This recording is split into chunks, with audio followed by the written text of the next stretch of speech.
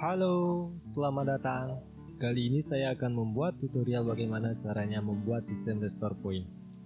Sistem restore point berguna untuk mengatasi berbagai masalah pada komputer tanpa harus install ulang Windows. Sebelum membuat sistem restore point, pastikan dulu komputer atau laptop kalian tidak dalam masalah apapun.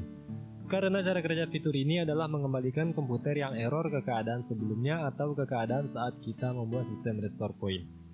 Langsung saja masuk ke setting, sistem, about, system protection. Pastikan local disk C dalam keadaan on. Jika masih off, kalian bisa merubahnya dengan cara pilih konfigurasi dan pilih pilihan yang paling atas, lalu OK.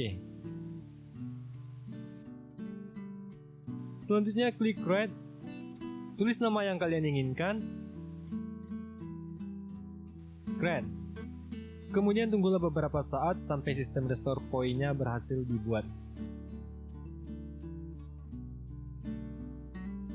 Jika sudah selesai, maka akan muncul kotak dialog seperti ini. Untuk mencek yang Anda buat tadi, klik sistem restore. Next, di sini Anda bisa melihat sistem restore point yang telah Anda buat tadi.